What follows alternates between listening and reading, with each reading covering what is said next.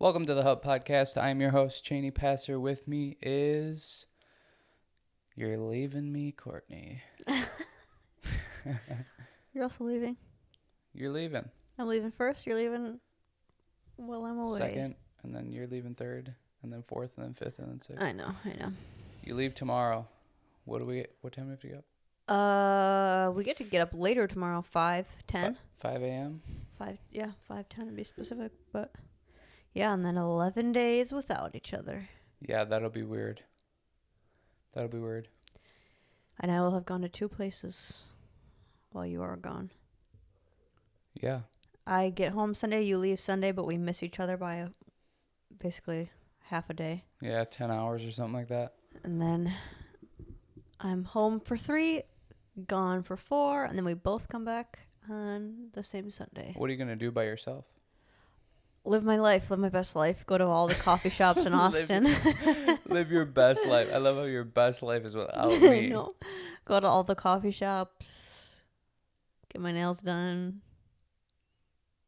You're going to get your nails done too? Oh my God. I am going to get my nails done only because this is my it doesn't really make sense for me to get my nails done ever. I mean, it never makes sense, but I feel like because I have so many events back to back to back, it is nice because I don't know, it's like I could just have them, this is so boring for everybody, but I could just have them plain, but I talk to so many people and explain things and point to things that I get a little bit uncomfortable if I have janky nails. For some reason, it just looks kind of unprofessional to me. And I feel like when I paint my own, they chip so freaking fast. Yeah. I feel like it's the guy's equivalent of just having long nails.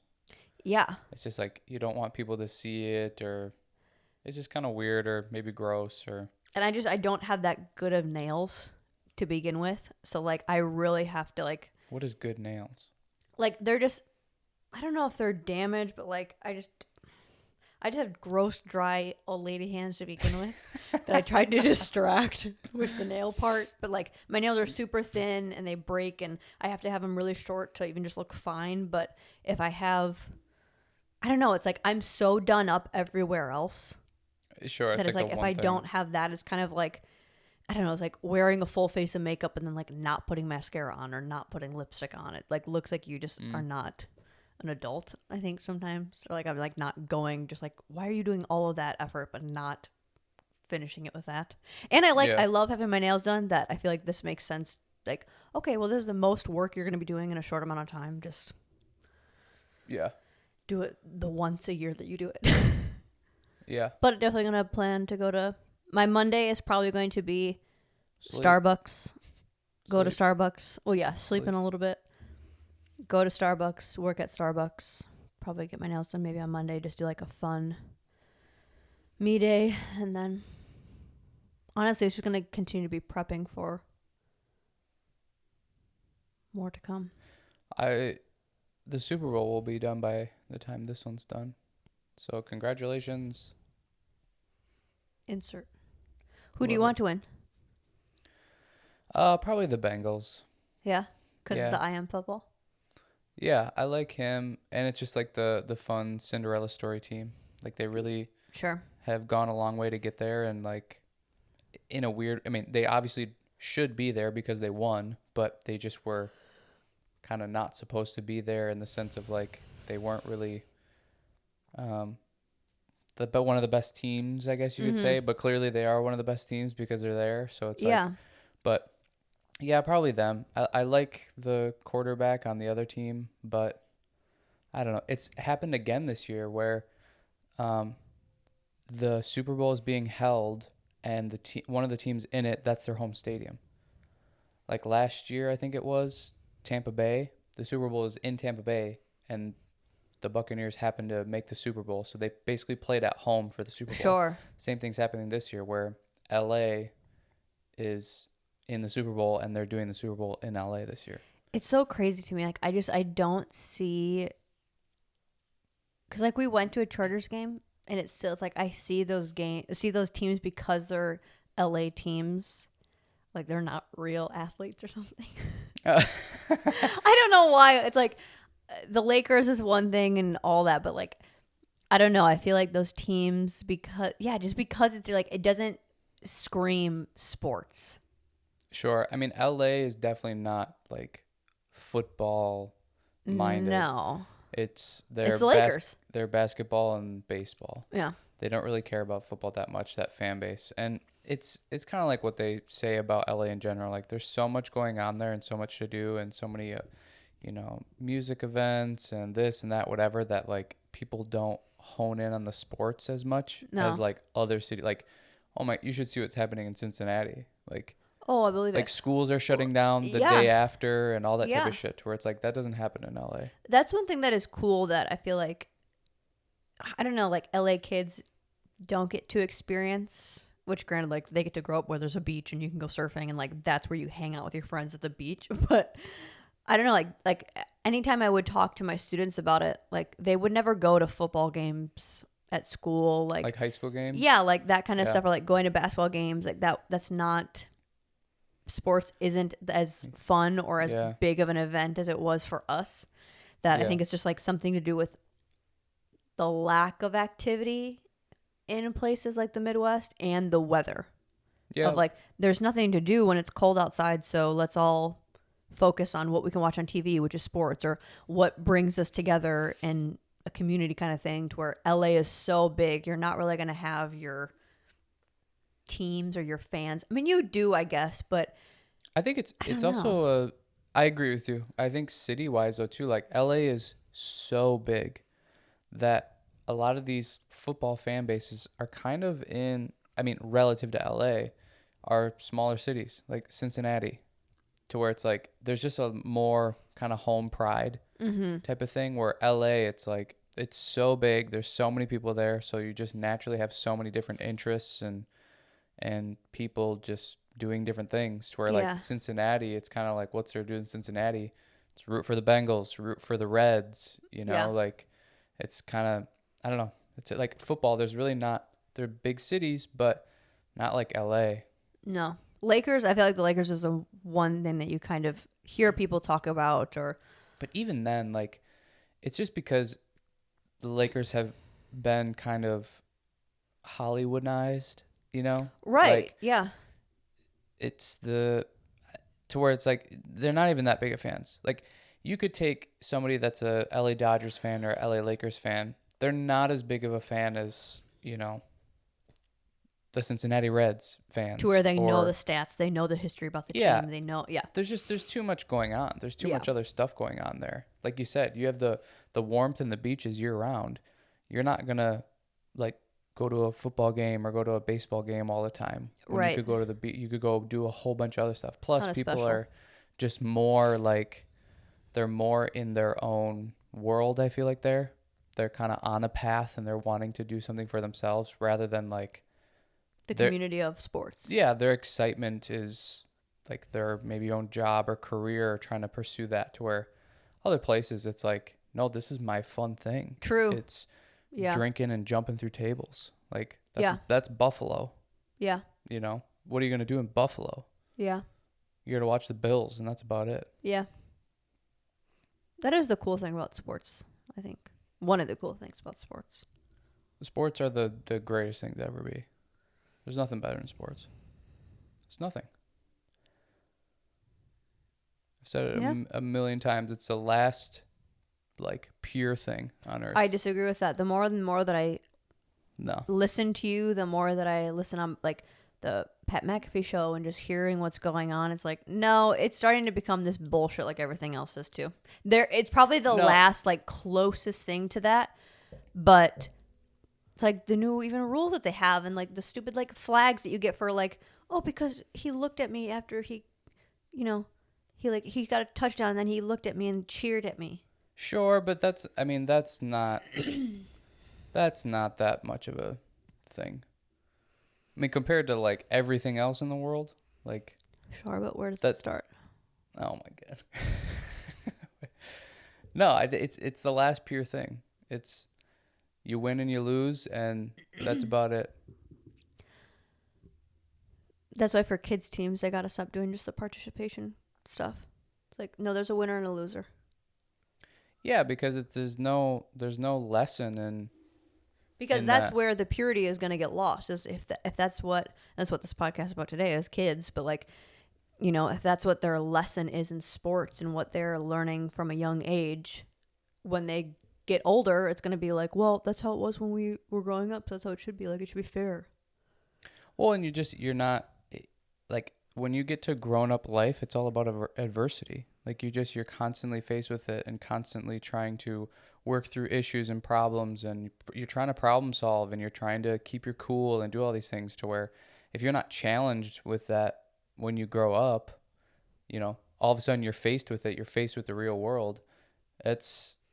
You're going to get kind of, I don't know, you're going to get shoved back into a wall, or you're going to be really surprised, and it's going to be difficult for you because you've never faced any of that before. Yeah.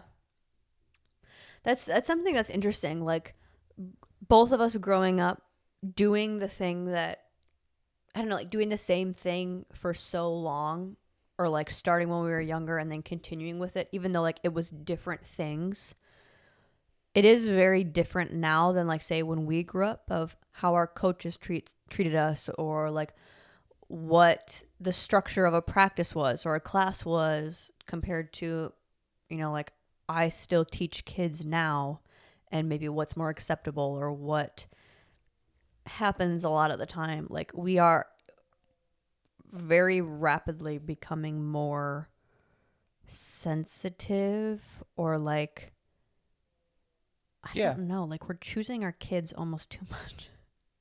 You're what? Like, we're taking our kids' sides almost too much or something, or like we're not analyzing the full scope of what does this mean long term, which I think we're seeing that everywhere. Just like the generation of parents that are now, I think, are maybe course correcting from that's what we're constantly doing. We're trying to course correct from what we had or what we have been experienced. So now we're pendulum swinging the other way. But yeah, it is affecting a lot of things, I think, with kids, that I'm curious to see how that turns into.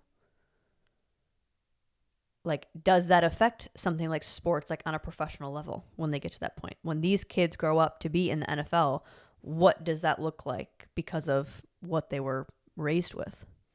I think, like you said, the pendulum swing, like that's something that we talk about all the time. That's always happening. It seems like in every field of life, is it goes from one side to the other. And I think we're on this extreme side of like this kind of softness and this babying and this doing everything for the kids. And I think it's like what you said, that generation, the generation of parents now, they think they need to course correct from what their parents did. That I think the same type of thing's just going to happen. Like, all of the kids that are being raised right now are going to grow up and face the real world, and it's going to be hard and it's going to be challenging. And a lot of them are going to realize that they were not ready for that. And I think then they're going to probably have kids and raise their kids the way that, you know, our grandparents probably raised the kids, of like this kind of toughness and this, you know, hard mindset, and the life is difficult and you got to work hard and you got to do your best. It's just going to keep going back and forth. Like, I don't think the world is going to change that much. It really doesn't. If you span out as far as parenting and kids and stuff, like the world doesn't change that much. That it's just going to go back. You know, that's why I'm hopeful for this generation of kids growing up, because they're going to rebel against their parents, just like every set of kids does. Every generation rebels against the generation before them. And that's just how it works. It keeps going back and forth and back and forth. And then their kids are probably going to be soft, and then their kids are going to be tough, and then it's just going to keep going. That's actually a good point. Like, I feel like if you zoom in, how I was seeing it, like where my fear was coming from, was like, well, the world is kind of changing to their weakness, though. Like, just like the whole like cancel culture stuff, and like getting participation trophies, and parents now like all teachers now have to submit their whole syllabus on like a weekly basis or a monthly basis, or maybe it's like the year of what they're going to be teaching and how they're going to be teaching it, so that the parents can check and make adjustments. That's so dumb. So it's like, okay, a little bit where the world is changing to their babiness, but I think when you expand out, it's like, okay, well, those kids are still going to have to pay the bills. Those kids are still going to have to get a job. Those kids are still going to have to, like, not like the whole world doesn't stop for them or doesn't slow down. Yeah. I think in just like little minute ways we're kind of favoring the babiness or favoring the weakness because.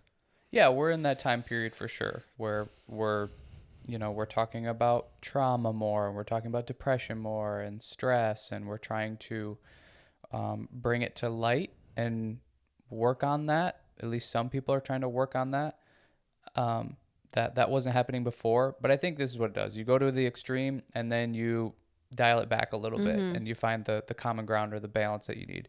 You go to the other extreme and then you dial it back and you come to the common ground. Like, we're just kind of in one of those times, I feel like, that we're in the extreme, but I feel like there's already a resistance, and people are already kind of going, nah, this is weird. This is not how it should be.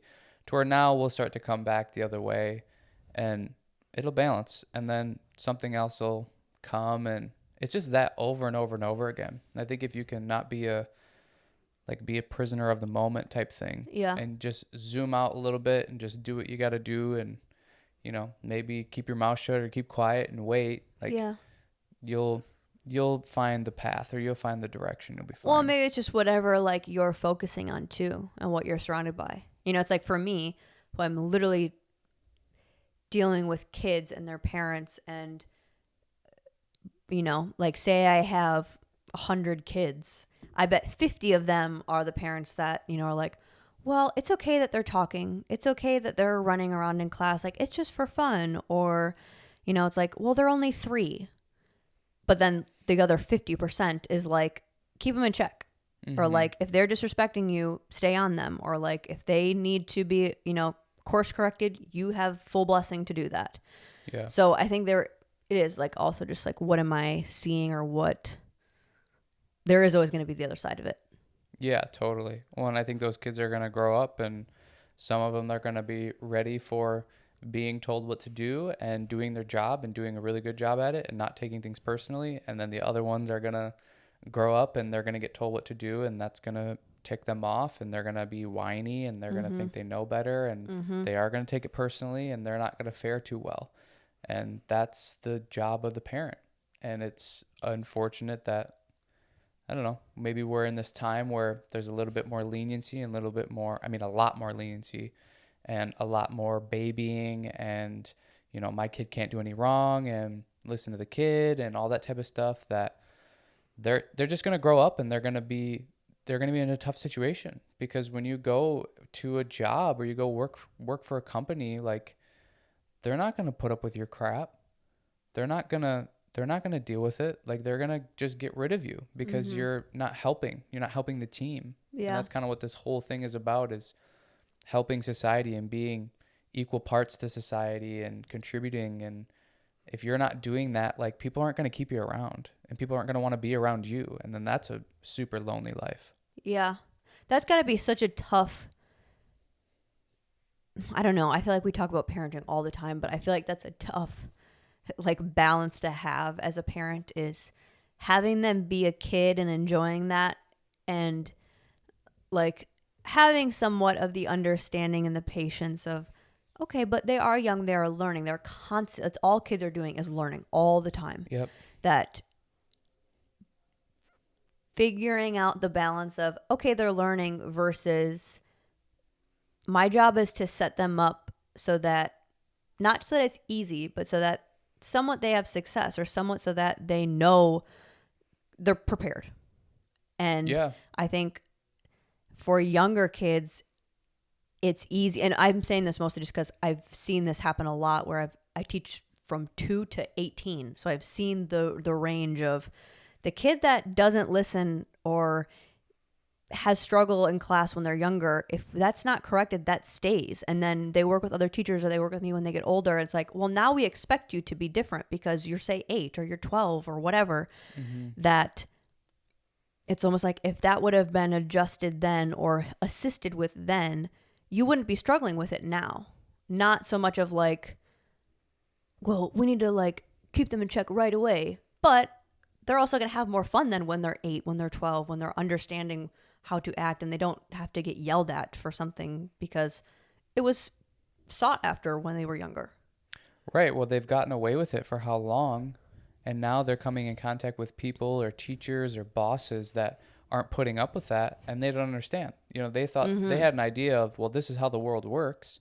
And now it's being shoved in their face that the world doesn't work this way and you have to adjust, rather than you've, parented them and helped them to become this person that can handle what the real world is. You've instead parented and taught them that they can just do whatever they want, and people are going to abide by that and give in. And then they come in contact with people that don't, and that's a smack in the mouth. Like, that sucks, and that hurts. And I think it's like you said, we talk about this a lot, and just what you see at work and that sort of thing. And it's just like, I don't know. We have a very interesting position of like being able to see what's going on, and then just being able to kind of communicate and talk about like, well, what do we think would be the best route then? Because we're not parents yet. And it's like, well, we don't want to, like you said, you see from 2 to 18, and you see the kids that, it is corrected and what they turn out to be. You see the kids that are not corrected and what it turns out to be. And it's like, well, clearly the data is showing me to do this other thing.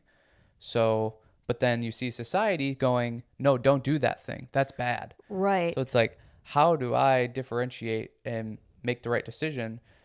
And it's tough, especially for parents out there that like you maybe think like, no, I need to correct these actions and I need to make sure my kid is ready and stable. But then you've got maybe even your friend group that has kids, and they're like, oh my God, you're so hard on them, or you're so difficult, or you see they're parenting a different way. So then you're questioning yourself. I don't know. It's interesting. We do that with everything, but I think parenting is such a sensitive one that we spend a lot of time on it.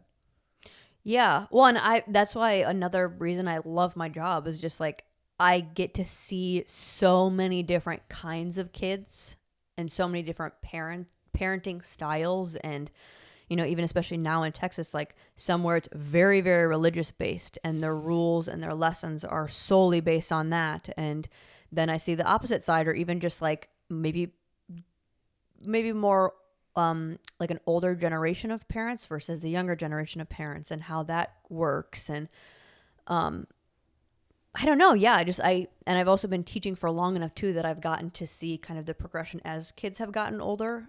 Yeah. And like siblings of like, whoa, you're not even the same.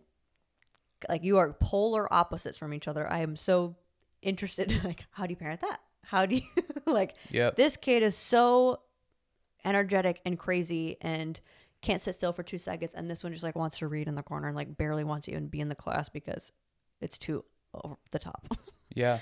But yeah, I don't know. I see parenting as such it's like we've said, like it's the biggest responsibility and biggest job of your life, that it's kind of, I just like see it as like, we're just gaining data and going, okay, I kind of like that, or how did they do that? How would I have adjusted that? And I don't know. Yeah, I know I have a different role. Like, it's not like, I don't know, but I also see teaching as like, I am trying to teach them these lessons. I am trying to guide what their parents are doing or what this setting is, not just teaching them freaking steps. Well, and I think that's the whole equation is like the adults teach the youth, and so that they maybe have better than what they had, or that you continue this progression forward.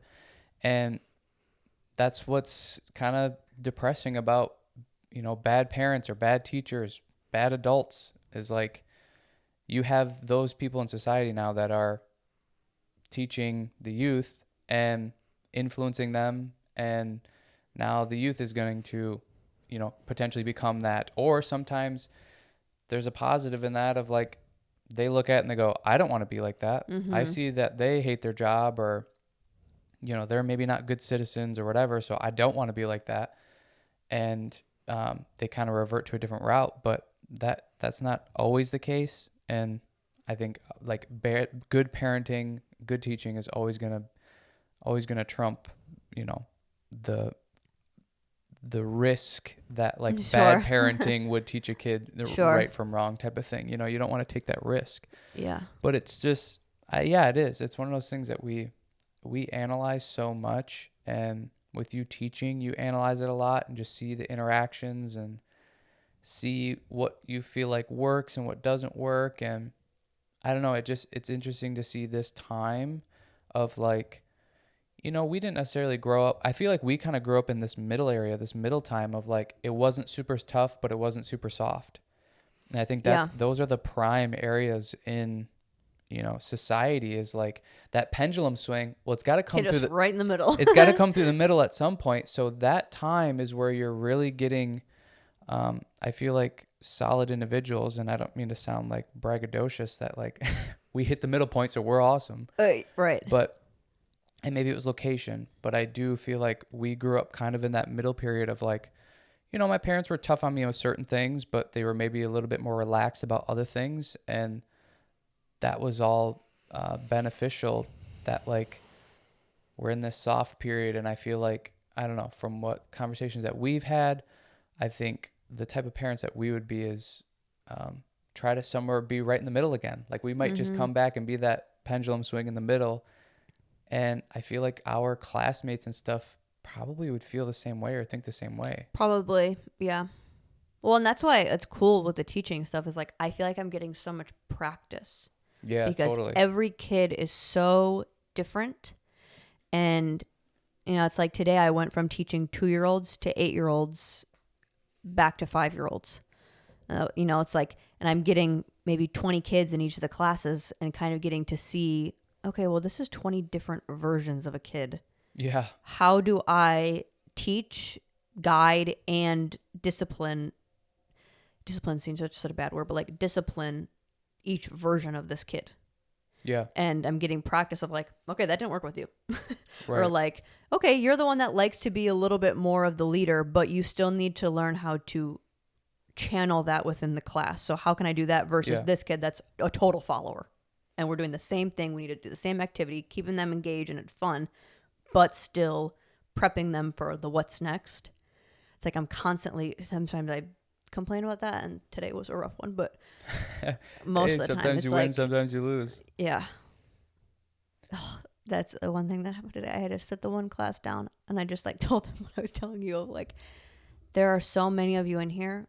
Even if you are whispering to each other, your whispers are going to overpower my voice. I was like, we can't do that. We can't be like, they hang on the ballet bars and then they go upside down. Mm-hmm. But then when I see them, I don't want to like be like, get down, because I'm thinking they're going to just like let go, and then they're 5. Like, they don't know to not do that, or they know to not do that. They don't know to like not react like that. But it's like, I'm doing a serious talk. I'm trying to like say it in nice, but this is what I am requiring. This is what we need. Mm-hmm. I want to have fun. I want you to have fun. We can't have fun if I can't even speak. And then it's like, okay, my frustration level is at a all-time high today. And then we were having this conversation.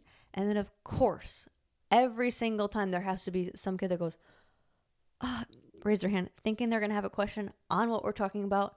Then it goes, did you know I'm turning 5 in March? And then 5 other kids go, well, this is my birthday. It's like, well, then that whole thing was a wash. Yeah. I was like, okay, let's just get up, do something else. Yeah. But it's like, even that, it's like, okay, how do I discipline a full class and keep them engaged and it's fun, but also not dampen the sparkle of like, I just remember my birthday and I'm super pumped about that. Yeah. Well, do you think with 5-year-olds, their brains are so sporadic that you would have to be like quick and to the point and get it over with, rather than like this sit down and this conversation about it where it's 100%. Like they're so sporadic. Like I'd be like, this is what I need. This is what we're doing. Okay, next, let's go. Yes. And the only reason I sat them down for that long was like, it was so crazy for so long. I needed to catch my breath. Like, I was getting lightheaded from yelling. I was like, it was more for me of like, I'm going to yell at one of you or I'm going to freak out. Like, I need a breath. I need a breath. I don't care if you sit here and don't do anything. We need a second to recalibrate and get back into it. Yeah. But Yeah, no, definitely. And even that, like learning what each age group requires. Yeah. You know, it's like even in that class, I have 5-year-old boys in that class. They require a very different class structure than the girls do.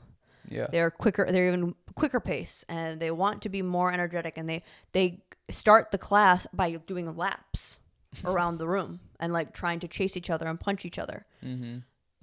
Well, that's a very different energy that I'm dealing with versus like some other girls that come in and they all want to like touch each other and headbutt each other and sit on top of me and hug me and blah, blah, blah.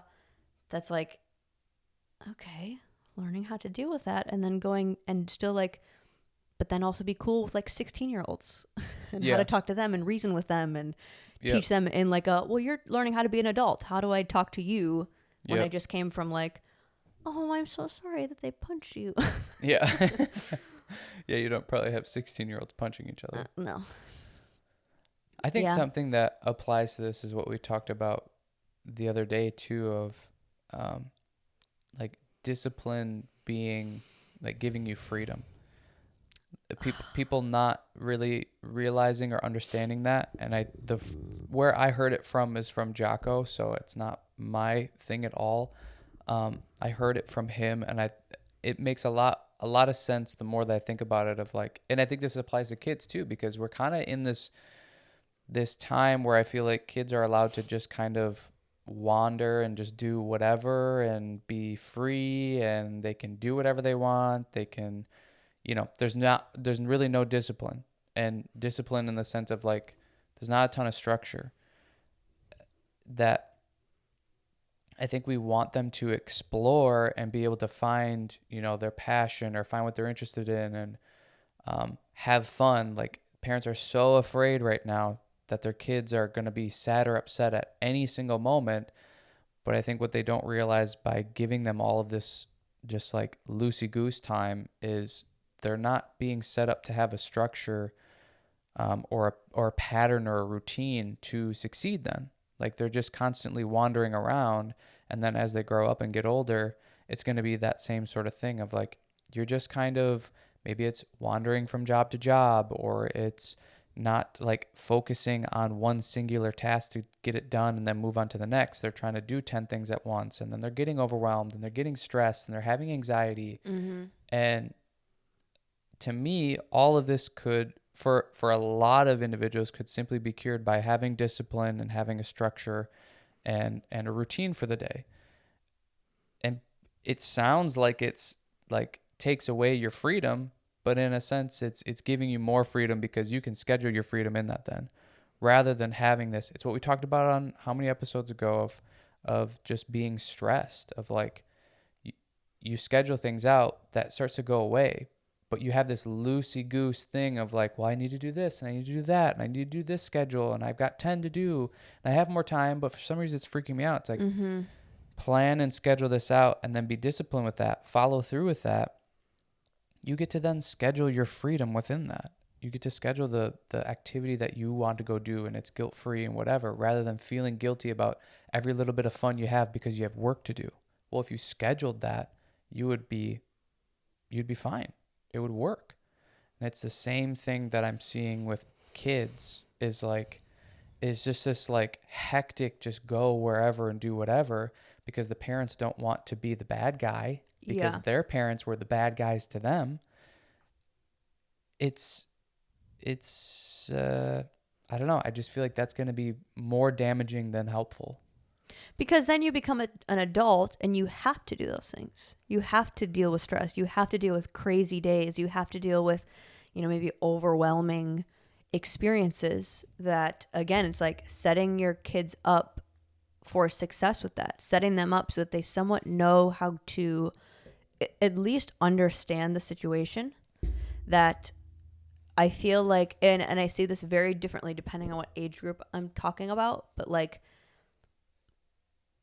I can see some of the kids that they immediately go into the blame, and they go into, well, I'm crying today because I had a rough day, or I am being mean to the other kid because I'm tired today. And it's like, you are correlating at least you're recognizing, like, I had a rough day. I'm recognizing that I'm tired. I'm recognizing whatever.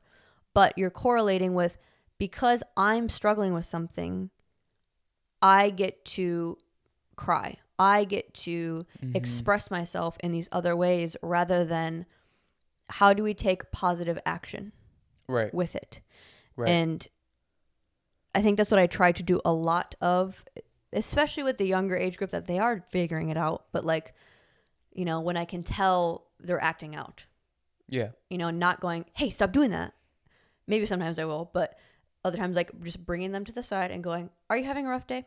And of course, like, yes, someone yelled at me at school, or I blah, blah, blah, blah, blah. And they go, okay, well, you still can't punch the other kid, or you still can't not listen to me, or whatever. But I understand that you're having a rough day. Do you want me to take a couple of breaths with you? Do you want me to whatever? But other than that, like, we need to, let's positive. I think that's totally what's missing is we've gotten to this point where it's awesome that we can acknowledge we're feeling something bad and people are okay with, being a part of that or hearing that. But what's missing is now, how do we translate that to positive action? It's this like, oh, let's sit and sulk in it with you and do nothing and just like, the world sucks and everybody else is to blame and yada, yada, yada, rather than going, these things happen sometimes and it does suck. I'm sorry, but how can we get you back on track to positive action? Let's get through the day and succeed throughout the rest of the day, rather than just like collapsing and, yelling at the world for your problems. And I don't know. I think that's good. And that's what it should be, is your idea of that, of like, okay, well, let's get you here, positive action now. Which I think that's great that kids are able to recognize that now. Because like you said, I think that's fairly new. I feel like maybe for our generation, it was like, I don't know why I'm feeling this way. Well, and I think the generation before that was like, quit crying, you're fine. Right. To where now it's like, okay, why are you crying? Let's figure that out. Okay, great. Now then the part that's missing is positive action. Now let's go do something positive and get you going in the right direction, rather than just babying them and sulking in it. And because now they start to make this connection that, oh, when I react this way, everybody comes and babies me and I get what I want. And I can just do this every time. And that's how it will go, rather than, and that's not helpful. That's not beneficial, because again, they get to the real world and the boss is going to go, I don't care if you had a rough day. You needed to get this report done and you didn't. Well, and even that, you're not being like, not, maybe it is codependent, but like, now you're relying on somebody else to either validate how you're feeling or fix it. Of like, well, I had a rough day, or I'm overwhelmed, or I'm stressed, or like, I'm dealing with a lot. Listen to it. I'm dealing with a lot. Miss Courtney, that's why I'm punching this other kid. Yeah. It's like, well, now you're bringing other people into this situation. It's fine to acknowledge it. And as the teacher, I am fine with having that conversation with you. But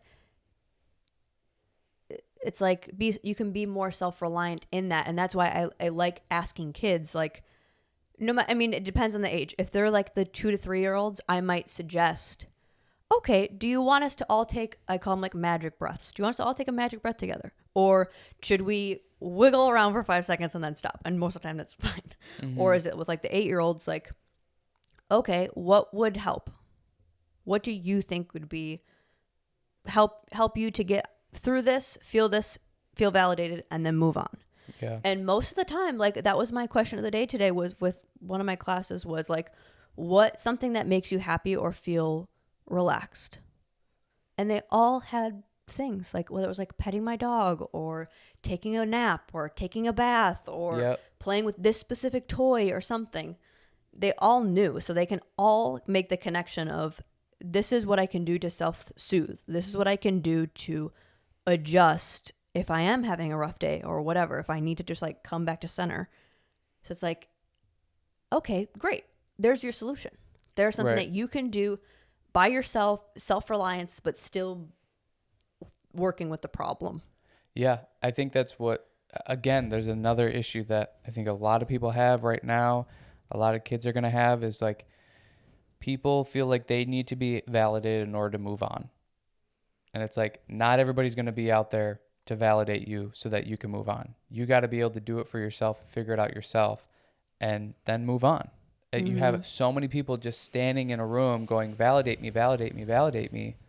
Otherwise I can't move on. But you all are saying the same thing. So now nobody can validate each other because you're all saying, well, validate me though. Validate me so I can move on. Right. It's like, you need to be able to figure that out and do that for yourself. Because you can't always rely on people doing it, especially the older you get. Like, people aren't going to have the same patience they do for a 2-year-old as they do a 35-year-old. Right. That's throwing a fit. And they're going, okay, so you had a rough day. You're 35. Figure it out. Like, we're adults now. You have to be able to do this for yourself. Yet, both people are still trying to, well, validate me, and then I'll move on. It's like, no, you got to do it yourself. That 2-year-old may need it, but just like what you're talking about of showing them examples or suggesting them examples of how they could do that and how they could move on because they don't know yet. Right. So that's my point. And it's kind of like, I would rather practice when, you know, your feelings are someone stole my toy versus I don't have any passions. I don't know what I want to do with my life. Whatever. Granted, that still feels as heavy to them, a 2-year-old, you know, but how their brains are functioning is also, they can recover much faster because they don't remember as much, and like they're on to the next thing, and they can find the joy in life much easier than we can. So it's like their turnover can be much faster. Well, it's like what you said at the top too. Their whole life is learning. They're just learning all the time. So they're trying to kind of soak up the information or whatever. You take a 35-year-old, they may not want to hear it. Sure. You know, or they already have their own things that have happened in their life that, well, I don't trust you because, you know, you may be trying to manipulate me because so-and-so did however long ago, where a kid doesn't know that. Yeah. They're just going, oh, you think that's what I should do? Okay, I'll try to do that then. Right. Yeah. And that's why, like, kids, they learn so much through observation. It's not even really through, like, I don't know, like you talk to a 2-year-old, you can't always just go like, and do you know why this is happening? Do you know why I said that? Do you know? Da-da-da-da. But it's like they can tell, I don't know, like they can piece together a lot as long as you're living the way that you want them to learn. Kind of like, how many times did I told you, like, I have not practiced this or like intentionally done it, but like we have these little dots on the floor for the younger ones, and when I go to pick them up, like, I don't know, like there was one time where someone like was not moving, and she just like was standing on it on purpose, just like kind of mess with me as I was trying to pick up the dots, and she was just like, no, I'm not getting off. Yeah. And I was like, oh no, ma'am, we're not going to do that. Can we get off the dots? And actually, do you want to help me pick them up or whatever? And maybe a few more times I did that. And then when I asked one of the other girls, maybe a couple weeks after, can you pick up all the dots? That same girl stood on the dot again when the other girl picked it up, and her exact words were, oh no, ma'am, let's not do that. Yeah. And it's like, I didn't tell her that's how we talk, or like that's the polite way. She easily could have been like, get off the dot, because that's how most kids talk to each other, and pushed her off the dot. Mm-hmm. But she saw me doing it and acting that way. She doesn't necessarily know that, well, she said that because it was nice or polite. She just goes, oh, I heard Miss Courtney say that. I'm going to say it like her. And then they just start to act that way, and then that just becomes their normal. Then when they become older, they can understand, oh, well, we probably say that because it's nice. Right. To where if you just start like implementing how you want them to be, and totally see through observation, like, it's kind of creepy how much they pick up on. Oh, yeah. Like how you walk and how you do things and your mannerisms, and I don't know. It's just like, be who you want your kids to act like. Yeah, totally. You cannot be hypocritical when it comes to kids, because they're gonna see right freaking through that, and they're gonna go, well, you don't do that. Well, and that's where the distrust comes in then. You know, that's where the kids start to grow up and they start to go, well, you told me to do all these things and you don't do them. So now I don't really trust what you say. And then that moves on to bosses and teachers and all that type of stuff. Well, it's like I was lied to from day one because my parents didn't act that way. They told me to act this way, but they didn't. So like now I know what lying is. Now I know what, you know, not being honest, not being truthful is. That's one of my biggest things is integrity. It's one of my biggest things. It's like, and I think with kids, it's doubly important because I subscribe to it. It's like the monkey see, monkey do. They're gonna pick up more just from observing you than from you telling them stuff. I believe that 100%. So what do you want them to grow up to be? Then you got to be that, because it's the translation that's going to happen. So do you want them to grow up with integrity and being honest and truthful, or do you want them to grow up to be, you know, dishonest and not have integrity and, you know, try to scheme their way through things? Or because that's a much more difficult life. It's much more difficult. Yeah. Yeah, it's fascinating. Balance. They're so fragile. They're so fragile in so many ways that it's like they're so influenced. You have so much power and control over them. And I don't think parents or teachers or any people, any adults that are around children, they don't take the power and the weight of that and use it with good. You know, it's like the Spider-Man thing. With great power comes great responsibility. But these people don't even realize how much power they have to where then they act these ways, or they teach these ways, they parent these ways, and then they wonder why their kids are freaking out and being spazzes, or they're wondering why their kids didn't grow up to be these, you know, outstanding, humble human beings. It's like, well, because you weren't. You didn't understand the power that you had. And that's where I think, like,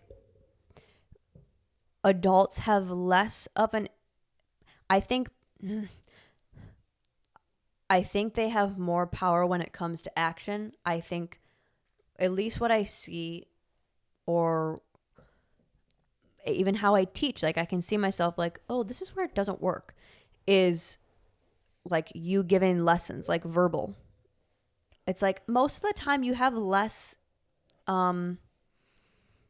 influence than we think, to where the actions, it's like I can be all nice and feel, and like I can speak the same exact way. But if I come in and I like say the class, I start with the 3-year-old or 2-year-old class.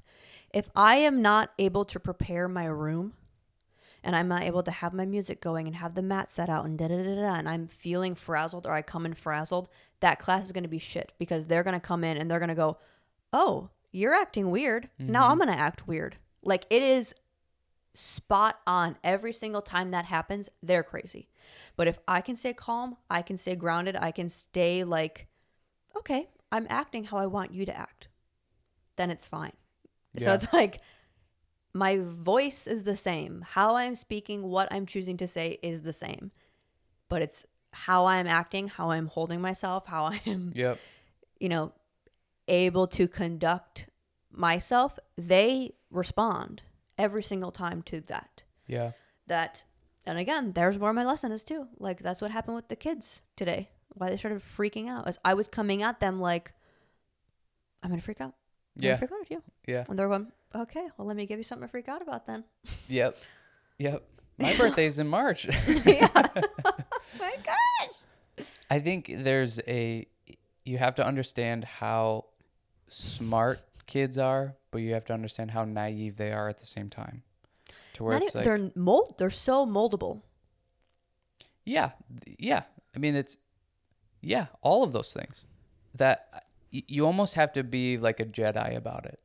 You have to understand how smart they are, but at the same time, how like one little thing can throw everything off. And you have to continue to remember that you're smarter than them. Like, you want to set an example. You know, your kid comes home, or they maybe come in the room, and it's like you're trying to set a good example, so you're reading. They see that and they go, okay, maybe this is something that I should do, or what I should do.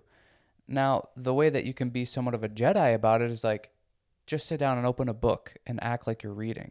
They're not going to know the difference. Yeah. Like they're naive enough to realize or to not understand like, oh, you might be playing somewhat of a trick on them. But what you're showing them is a good example. That if you continue to do that all the time, they're so observant but yet so naive that it's just like the no ma'am thing. They don't understand why they should say it that way or they should have that inflection or say those words, but they do it because they see you do it. So it's basically you have this mimicker. How do you want them to mimic you? Yes. Do you want them to show you all the shitty things that you do, or do you want them to show you all the awesome things that you do? So just do the awesome things, and then they're going to respond in that way too. Which this is why, like, and again, there's going to be people that watch this that are like, screw you guys. Screw you non-parents that have never dealt with a 3-year-old and day in and day out. But this is why I just disagree when people say you never like can be fully ready to be a parent or have a kid or whatever. And I agree to a certain extent, but I for sure as hell know I am not ready to do that.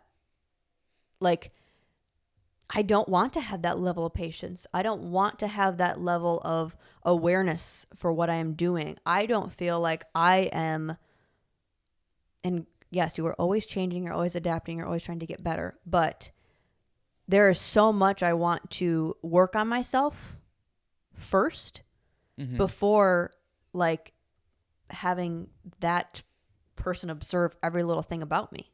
Because it's like I said, even in the freaking classrooms, it's like, I'm frazzled, now you're acting frazzled. Well, what happens when you come home with me and you're with me day in and day out? Yep. You know, it's like, I'm still learning how to regulate myself and regulate my emotions better. I want to be able to help and guide you and give you patience and grace when you're dealing with that. That it's like, holy shit, I'm not ready for that. I don't, not even like I'm not ready, but like, I don't want to, I want to be selfish still. Not selfish, but like, I want to be about me right now still. Yeah. And that's why I feel good about the place that we're at with it, because for me, what you said is the same as me saying, like, I understand the power of it. I understand the importance and the power of it. And I don't want to try to handle that or maintain that right now. It's not right now. You know, I want to either become more patient, become, you know, better, or understand who I am as a person more, all of those things before handling something so precious as that, because it is, you're literally molding the next generation. Like, all of us have a part in that if you choose to have kids. And if you're unhappy with the way that society is right now, it's because of parents, it's because of teachers. So if you don't want it to be that, then understand the power of it and be ready for it. And then do your damn best to raise someone or a couple people to be stand-up citizens so that society is better than what you had. But I don't think people, they don't realize the power. They don't realize the importance. And they just do it because it's the next thing to do. You know, they got married and it's the next thing to do. And they just think that, like, everything else will take care of itself in a sense. Yeah. Which, I mean, I get it. You can't, you're going to think you're the perfect parent, or you're going to do all the things right, and your kids are still going to point out 50 things that they hated about it. But, like, yeah, just like, well, you'll never be ready. It's like, this is the biggest thing you're probably going to do in your life. I think you should still somewhat, like, you should do your damn best kind of feel like I'm as close as I possibly can. Yeah. You know, like, you'll never have enough money. Well, it's like, well, there's a difference between, like, okay, sure, you always want more money versus, like, no, you can actually manage having kids. Right. Or manage bringing in another, you know, thing you have to pay for. Well, and that's what I don't get is, like, you'll never be ready or whatever. And for some reason that's translated as, like, so you don't have to try. It doesn't matter where you're at in life. You can have kids whenever. It's like, no, you do your damn best. Whether it's, you know, it's an impossible task. Like you said, they're going to point out the 50 things that you did wrong or they didn't like about their childhood or whatever. But that doesn't mean you do your best. It doesn't mean you do everything you can. Mm-hmm. And again, I just feel like that's lost. It's not this, I'm going to try as hard as I can to make sure I raise a kid with integrity and the values that I want them to have or that I feel like I have and I try to do. It's just this kind of laziness. It's this like it's going to take care of itself. They just have to go through the motions. It's like, or it's that like, well, it's an impossible task, so why try? It's like, no, that's even more of the reason to try as hard as you can. Yeah. Which, and I hope people aren't taking this as like, we're slamming every parent that we possibly know. Or not. But I do like, I feel like I deal with this a lot of it, yeah, like it kind of just like with fitness. Like I wish people saw it to the extremes sometimes, that it could be the benefit to their life or whatever. But I also think like parents, it's like as a society, we're complaining about so many things that we are obviously the cause. Yeah. And it's just like taking the freaking self analysis and taking the not the blame, but like take the responsibility for that. Yeah. And it's like parents are trying. I see a lot of parents, they're really trying, but the way that they're trying is, oh, my kid got upset because they're messing around in class, so I maybe didn't give him a sticker. Or I mean, that's like so, silly, but like then they see their parent come up to me and scream at me and yell at me and say that I'm not doing a good job, I'm not a good teacher, blah, blah, blah, blah, blah, because she didn't get a sticker for running around. Mm-hmm. It's like, well, you're trying really hard in that moment, but that's your direction of where you're putting your effort, not taking that same amount of time and talking to your kid and going, hey, why were we running around? Right. Why were we not listening? Why, like, what is going on? What can we do to fix that? Yeah. You're putting in the same amount of effort and energy and time to go, there's no way it's my kid's problem. How can I fix the world around them so that they can have a better chance at this? Yeah. And I say the try your best with that mindset and that intention of like, you're going to take self-responsibility. You're going to, analyze what you're doing and, what your kid is doing and all those sorts of things. So, it's tough. It's a tough job. It's the hardest job. It's the hardest job you will do. But that's why you have to do the best you can with it. And you have to be like, again, you don't like society around you. You don't like the way things are going or whatever. You are a part in that.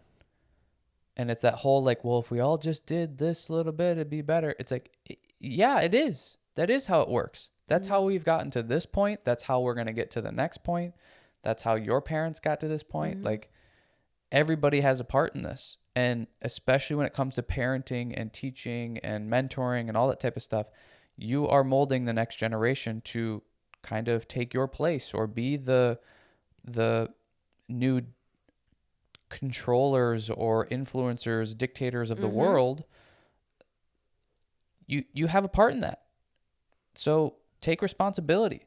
We've got a ton of people that don't want to take any responsibility. Oh, that's not my fault. That wasn't me. That wasn't this. It's like, no, it was. Everything is mm-hmm. your fault and everything is your success. Mm-hmm.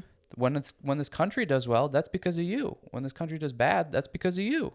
Yeah. It's like we all have a part. Yep. So do it with integrity and you'll be fine. You'll be able to sleep at night then, at the least. Yeah. Yeah, and again, that's where I circle back to this of like, yes, we sound like we're being harsh and we probably sound like assholes because we don't have kids and we're talking about this. But it's just like, holy shit, that's why I'm happy I don't have kids yet. Or happy, like like it wasn't sprung upon me. I didn't get I'm caught. So happy they haven't shown at my door. I haven't caught it yet. But yeah, it's just like we see this so extreme and important. And it's like, yeah, I want to take this amount of craziness with it. Well, like I do, like you said, like the power, like I feel like I see it to such an extreme, and with being around kids and teaching them and just like not even just like being around that many different kids and their families and seeing them grow up, it's like, oh, this really matters. Mm-hmm. This really matters. So don't just do it because it's like the thing to do. It's like, I will be freaking, maybe not old, but like, I don't know. Yeah, I don't know. This is what I don't understand too, is like, if you do have a problem with us talking about it, or the things that we're saying, if you have a problem with the things that we're saying, you disagree with the opinions, I understand that. Yeah. What I don't understand is the discouragement of having these conversations. As somebody who has kids, this is exactly what you should want to see, is people that don't have kids having these conversations and being serious about it and trying to prepare as well as they can with it. I think that's what we don't see a lot of the time, is these conversations, people talking about, I wonder what parenting is going to be like. This is how I want to do it. This is how, I want to approach it. This is my mindset going into it. Even the fact that we're saying like, we're not ready for this, I think is a benefit, or should be something that other parents would want to see, because we are taking it seriously. We understand how difficult it is. Do we have our opinions about it? Sure. And you can disagree with them, but there's this weird discouragement of like, well, you don't know, you don't have kids. It's like, I know I don't, so let's have a conversation about it, because I have ideas. Sure. And what does that mean to you, or what does that sound like to you? But people don't want to have that conversation for some reason. And then they discourage it when they see it. So it's like, This is exactly what we need, is this type of conversation before this happens, not after. Not after, when we go, this is crazy, this is way harder than I thought it was. And I didn't realize like how I was not ready, and how like they do everything that I do. They show me all of my shitty things. Like how I'm a shitty person. They're showing me that every day. It's like, it's just a slap in the face. They're constantly your mirror. They're constantly going, oh, you're, it's like, I'm trying to like just think of my things. Like, oh, they're super codependent and they need constant validation and they're needy and they're, whatever. It's like, okay, cool. So you're just showing me the things that I didn't get around to. Yep. Or like, oh, they're really whiny and they don't know how to use their words. Oh, cool. That's really nice. Yeah. It's like, okay, not only is it showing you what you still suck at, but it's like, shit, you see how that affects you as an adult. Yep. And now you're going, well, I don't want you to deal with that or have that struggle, so fix it. It's like, well, that's your job. Yep. Like, you're a part of helping that. Yep. That, like you said, like, seeing this conversation between us, like you said, like, I hope people see it as cool that they're talking about this before, like, way before it's even in our minds to do this. Like, well, no, I mean, it's in our minds to do this. That's why we're having this conversation. But I'm saying, like, it's not like tomorrow, but, right? But yeah. We're having this conversation because we know we both want to have kids. Yeah. So how do we prepare for this? And that's why it's like, right. We're starting 10 years early. Yeah. Yeah. To where I think that's where 20. I think that's no, I won't be able to have kids at that point. That's the thing that's stupid about biology, is the female body is still not like keeping up with the times, I feel like. I think I said that to my mom one time. Like, no, my body's withering away every day. That passes, but no, it's fine. But it is. It's like, yeah, we don't understand until it's happening, but it's like we have an idea of how hard it is. And I think that's what you hear a lot of times when we bring this up, or when people like comment on us talking about this, is like, you don't know how hard it is. And it's like, yeah, I want to get my head wrapped around all of the crazy shit that you guys say, like, oh, I didn't think about this. I didn't know this was going to come up, or I didn't know, like, it's like, I want to have my head wrapped around as much as I possibly can, so that when it comes to like not getting sleep, dealing with a 2-year-old that's crying all the time, or whining, or running around, or, has more energy than you can possibly understand, or they're crying in the middle of the store. And it's like all of the other overwhelming stuff that comes with children and being a parent, and that being a never-ending job and responsibility. It's like, yeah, of course it's hard to think about this stuff, or talk about this stuff, or like be emotionally and physically present and mentally present for this, because it's like, yeah, I want to have my head wrapped around what the plan is, or the intention of my parenting is going to be when I'm going to be exhausted, or I'm going to be, like whatever. Yeah. It's like, yeah, I'm planning for all that to happen. Yeah. Kind of like going into it, like, yeah, I expect to be not sleeping. Yeah, I expect to have weird bodily things come up. Yes, I expect to have like all of the traumas that I see around me. What happened? I just see that as like, that's a potential. That could happen. That could definitely happen. So now, how do I want to like still raise them to be a good human on top of that? That to me is like the whole package. You have to do all of that to be a parent. Yeah. That's, I don't know. It's not like either or. It's not like. No. So it's get yourself to as close as prepared, or as close as you can to, being able to manage and succeed with that. That's like, why would you do it any other way? Like, again, I go back to this, like, yeah, we get the concept of like, you'll never be prepared enough. You'll never be able to manage it all perfectly. Mm-mm. But I'm going to do my best to get as damn close to it. Yeah. Why would I go, oh, okay, shit, then I might as well not try, and then be a bad parent, and then, Yep. contribute a kid that can't succeed in this world, or, makes the world maybe not a better place. It's like, that's the other side of it. Yeah. Hell no. I'm going to do everything I can then. Yeah. Even if I fall short. At least I'm only going to fall, a couple inches short and not miles. Well, that's a saying that I feel like I live a lot by, or try to, is like, I kind of see this in the same way. It's not just success, but like, success is heavy, so build yourself up. Yeah. So it's like, if you want to carry the weight of success, build your emotional and mental and physical self. Your mental to be able to handle that.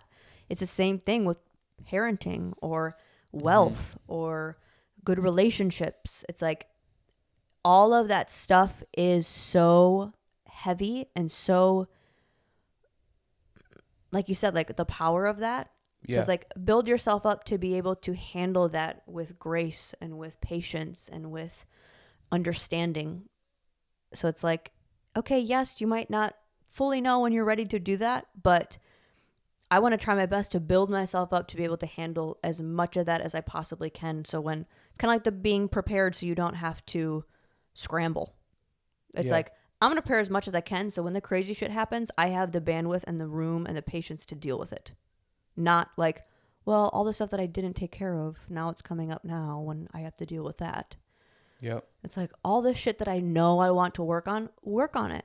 I need to constantly be aware of it and fix it. And it's like, what we talked about in one of the last podcasts, like, I don't want to bring a kid when I'm still figuring out how to manage my day and my schedule and like work.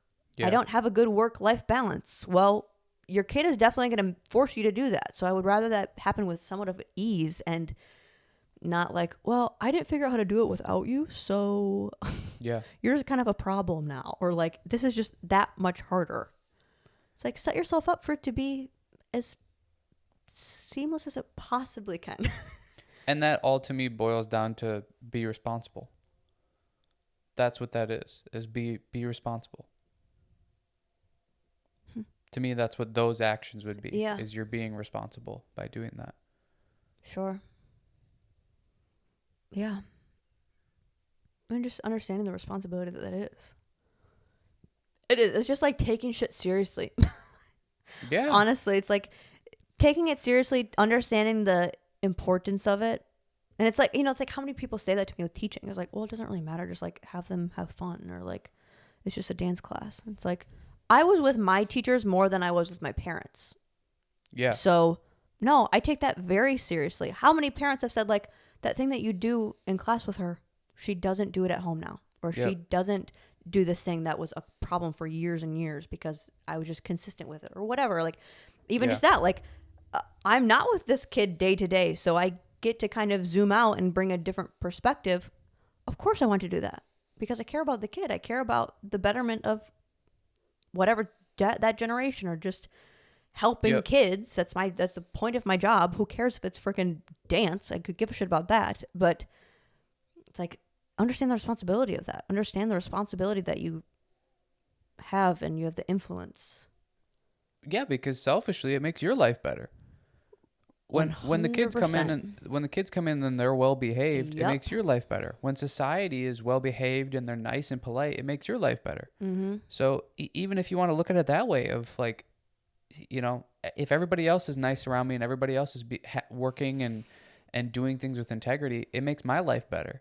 So, you know, again, why not? Why not be that way, or why not act that way? I feel like there's a little bit of a generation of avoiders, you know, avoiding responsibility, avoiding integrity, and avoiding anything difficult or hard. And it shows. It so shows to where it's like, I'm not doing that. I'm going to go right at it. Like, put all the responsibility on me. Like, I'll try to figure out how to deal with it, because to me, that's the way you get to where you want to go, or you become successful, or you become a better person, is by, you know, going through adversity, being responsible, taking on more than maybe you could chew, but you do it with integrity, or you do it the best that you can. This, like, avoiding everything difficult and not taking responsibility and acting the way you do because you think everybody else around you needs to change, and doing all these, it just, to me, what it is it's weak-mindedness. That's not a fun life. That's not happy. That's not healthy. That's not bettering you or anybody else around you. Yeah. Not at all. To where it's like, I'll go through all the hard shit if that means that I'm going to be more fun to be around, more easy to be around, a happier person, a healthier person, you know, and I feel more successful because I've been through things and I've gotten through them and taken on responsibility and done a good job with it, done my best with it.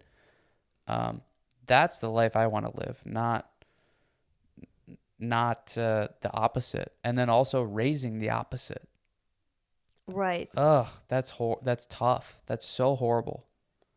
Because I just think of, like, I don't know, like, I think about, like, okay, if I had a kid and that's how I, you know, like, they struggle with the same things because I didn't figure it out, or I didn't put attention to, like that is how I live my life, is to continually try to get better, continually try to not course correct, but, like, narrow in on what's not working and fix it. Narrow in on, like, oh, that shit that I've been holding on to, or, like, my codependency, like, that shit don't work anymore. Or not even, that didn't work then, but, like, time to work on it.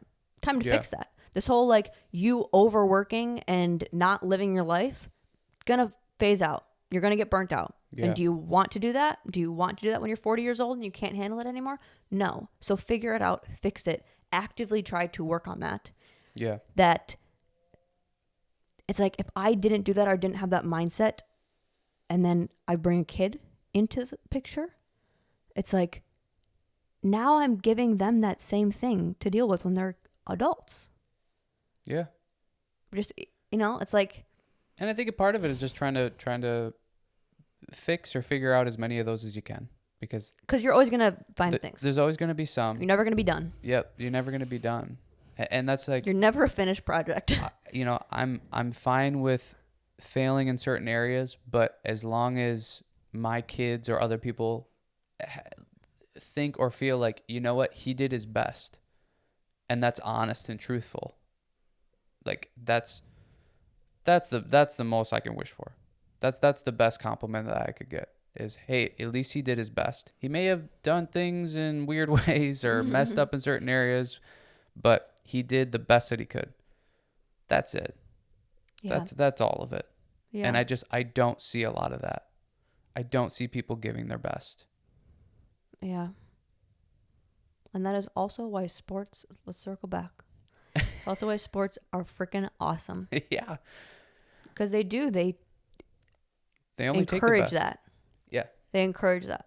You know, like, that is one thing that, like, all the maybe crazy things that we talked about a couple episodes ago, of, like, dance or whatever can be not as awesome. Like, it does promote that. And that's why, like, God, get your kids into shit young too, because like that is, again, just like that's another way that they could be shown good behavior. That's another thing they could be shown, like, believe in yourself, try, shoot for the stars. And like, there's nothing too crazy that you can't achieve if you just go for it and you put effort in and you put consistent effort in and try. And working at something and getting a reward for that. Yeah. And not just, well, you showed up. Yeah, right. Like what we said in the beginning is the participation thing. It's like you're not teaching kids that they will get rewarded for working hard and doing their best and showing up and maybe doing more than the person next to them. And how to handle loss. Totally. How to handle loss. How to handle, like you said, the diversity of that. Of like, there is almost more to teach when you lose versus when you win. You know, it's like, that's why in any of my classes, if we do game, like, there is not everybody wins. It's like, no, you didn't know the things more. Like, you didn't do it as good, which is okay. But, you know, it's like a game. It's like, you know, you lost the football game. What are you going to do with that? It's the same thing where it's a kid freaking out because they had a day that was a little bit more stressful or overwhelming, or they got off of their schedule. So now they're freaking out when they got to class. Mm-hmm. It's like, now what? Yeah. Teach them how to deal with the now what, not just going, oh, I lost, I guess I suck. Or like, I lost and that's not okay. Someone needs to change that for me. Well, you lose way more than you win in this life. So you want as much practice losing, and like what you're saying, how to deal with that, how to be able to continue to move forward and get better and come back better. You lose more. So why would you not want to practice that more to get better at that more so that you lose less then? Because that's usually how it goes. The people who practice how to lose and they deal with it well and they do a good job of losing, they end up coming back and winning more. It's difficult to learn things after winning. It's even more difficult to learn things after losing because your mental state is way out of there. Mm-hmm. So you have to know how to lose because you're going to do it more than you're going to win. Yeah. And it's, to me, again, it goes back to that, the avoiders. You can't avoid it. You can't avoid it. You're going to lose. You're going to feel that feeling. If you're trying to avoid it, you're going to give a participation trophy. No winners, no losers. You hit the real world, and it doesn't matter if there's an actual win or loss. When you're not getting the raises, you're not getting the bonuses, you're not getting paid as much as your coworker, that's going to feel like loss.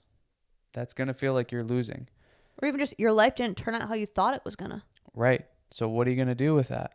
Well, you don't know how to do anything about it because you didn't practice it when you were younger and growing up. And I always got rewarded just for showing up.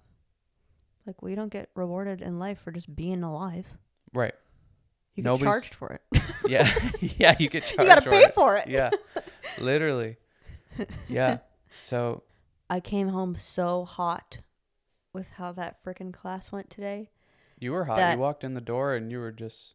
I was like... You just looked so beautiful. Oh, we're talking about two different things. Whoops. But it's like, okay, time for me to take ownership, and how do I course correct? Mm-hmm. This is the situation I'm dealing with. I am dealing with a large class of very energetic students that are younger, with boys in the class, which is always a separate challenge. So I think